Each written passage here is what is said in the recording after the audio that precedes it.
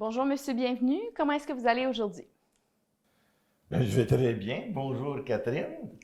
Bien, écoutez, merci d'être ici avec nous. On se rejoint aujourd'hui pour parler des protéines, puis comment ajouter des protéines dans nos repas de manière facile. Comme vous le savez, les protéines sont très importantes, surtout en vieillissant. Nos besoins vont augmenter d'environ 25% par rapport à des adultes plus jeunes. C'est alors super important d'ajouter des protéines dans tous nos repas et nos collations. Puis aujourd'hui, on va partager nos astuces. Ah, ben, je suis surpris d'apprendre que mes Oui. besoins de protéines augmentent, mais justement, j'ai des astuces que je vais pouvoir vous communiquer. Bon, ben j'ai très hâte d'entendre ça et de vous partager les miennes. En tout cas, je regarde la table devant nous, puis tout a l'air absolument délicieux. Donc, j'ai aussi hâte de goûter qu'est-ce qu'on a devant nous aujourd'hui. OK? Ben, allons-y, Catherine. Allons-y!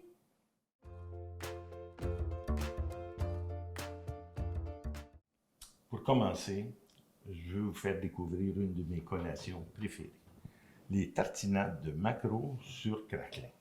C'est un bon choix de garniture protéinée, puis c'est facile. Je mélange mon maquereau en conserve avec des épices.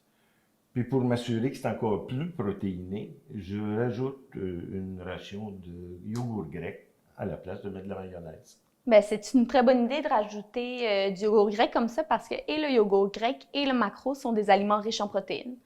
En plus, pour ceux qui n'aiment pas le maquereau, vous pouvez utiliser du thon, de la sardine, peut-être même aussi du saumon en conserve. Donc, puis vous voyez des poissons comme ça là, qui sont en conserve, ben, c'est une très belle alternative parce que c'est peu dispendieux, beaucoup moins au moins que du poisson frais. Puis en plus, ça se conserve longtemps dans le garde-manger. Exact, c'est très pratique de le sortir quand on en a besoin, on l'a d'avance. Ce que j'aime aussi faire, c'est le prendre tout simplement en nature avec des crudités que je me suis coupées pour faire un petit repas équilibré et rapide. Donc, ça peut être soit mangé en collation sur des craquelins comme ça, ou encore en repas si on a une plus grande portion de tartinade à ce moment-là. Donc, bien ça.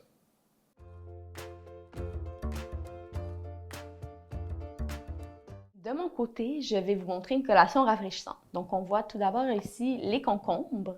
Puis, pour avoir une collation qui est plus protéinée, on vient les manger avec des pois chiches cuits au four. Donc, ils sont des aliments protéinés. Donc, pour cuisiner ces pois chiches, tout d'abord, on les sort de la boîte de conserve, on les rince, puis on vient rajouter de l'huile et des épices. Parmi les épices que je préfère, on peut rajouter du poivre, du sel, du chili, du paprika, donc de la poudre de chili, bien entendu, là, pas un poivron en entier. Ensuite, on enfourne. Donc, dépendamment de la texture qu'on veut aller rechercher, on peut y aller entre 25 à 45 minutes au four. Évidemment, plus c'est au four longtemps, plus la texture va être croustillante, puis moins longtemps c'est, plus la texture est molle. Ben là, je suis renversé. Moi, je jamais pensé à faire chauffer mes pois. Ça a l'air excellent. Oui, bien effectivement, c'est une recette pour moi qui est incontournable, puis très versatile. Donc, autant on peut manger des pois chiches comme ça avec des concombres en collation ou d'autres crudités, peu importe, autant on peut aussi les rajouter dans une salade. Donc, c'est vraiment une source de protéines végétales qui passe partout.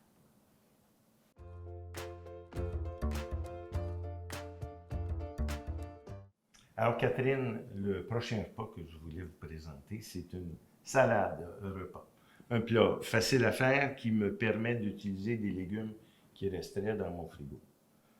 Comme c'est juste des légumes, je veux aussi m'assurer de mettre des protéines. Alors là, ici, j'ai rajouté 2 œufs durs que j'ai fait cuire hier. D'ailleurs, les œufs, si on laisse la coquille dessus, ils se gardent assez bien au frigidaire. J'ajoute aussi des noix ou peut-être des graines. J'ai toujours ces choses-là dans le congélateur pour que ça se conserve longtemps. Alors, je peux improviser une salade rapidement. Bien, ce sont deux très bons ajouts. Donc, d'une part, au niveau des œufs, qui sont une excellente source de protéines. Ça va être un truc simple, peu dispendieux, donc qui se fait, comme vous l'avez dit, là, assez rapidement. Puis au niveau des noix et des graines, elles aussi là, sont assez riches en protéines. Donc, ça vient rajouter là, un peu de protéines. Puis, elles viennent aussi surtout rajouter, comme vous l'avez mentionné, une texture à la salade qui est très intéressante. C'est ça. Puis ça prend 5 minutes, puis c'est délicieux. Oui.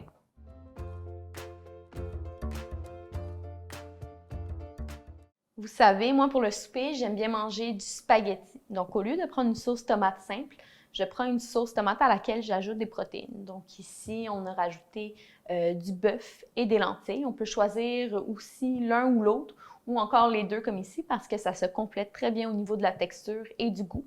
Les lentilles en boîte de conserve, c'est une source de protéines végétales peu dispendieuse, puis qu'on retrouve dans la majorité des épiceries. Donc, c'est vraiment un très bon choix. Certainement. Puis en plus de ça, moi, ce que j'aime faire sur n'importe quel plat qui va au four, c'est de rajouter du fromage râpé. Ça donne des protéines, mais surtout, quel coup d'œil ça donne. Hein? C'est chaleureux. Alors, du fromage, j'en ai toujours dans le frigo. On peut en râper ou on peut l'acheter tout râpé et on en saupoudre un peu, puis le tour est joué. C'est une vraiment bonne idée parce qu'en quelques secondes, on a un résultat qui a l'air absolument délicieux.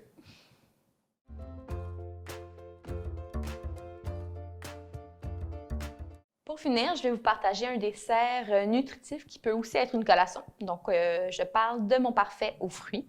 J'ai alterné entre du yogourt grec, qui est plus protéiné que du yogourt régulier, et des fruits. Donc, comme j'avais des fraises du Québec que j'avais congelées puis décongelées et des bananes à passer, c'est les fruits que j'ai utilisés dans ma recette. Pour ajouter encore plus de protéines, on peut voir que j'ai rajouté des graines de lin moulu, des graines de citrouille hachées et des graines de tournesol. Donc, c'est toutes des sortes de noix et de graines qui peuvent être en fait cultivées et achetées localement. Puis, dans le fond, on peut rajouter n'importe quel autre ingrédient pour compléter la recette. Ben, je suis bien content de cette recette-là.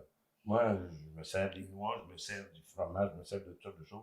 Puis, je n'ai jamais trouvé de place pour mettre des graines de citrouille ou de tournesol.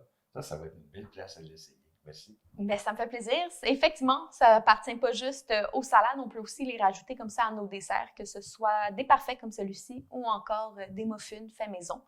Puis, si on est plus du côté des céréales, ben à ce moment-là, on peut peut-être aller chercher du granola avec des noix pour que ça donne une collation tout aussi délicieuse que nutritive. Mm-hmm. Eh bien, Catherine, on a partagé des astuces très utiles pour l'alimentation des personnes plus âgées aujourd'hui. Alors, je suis vraiment content.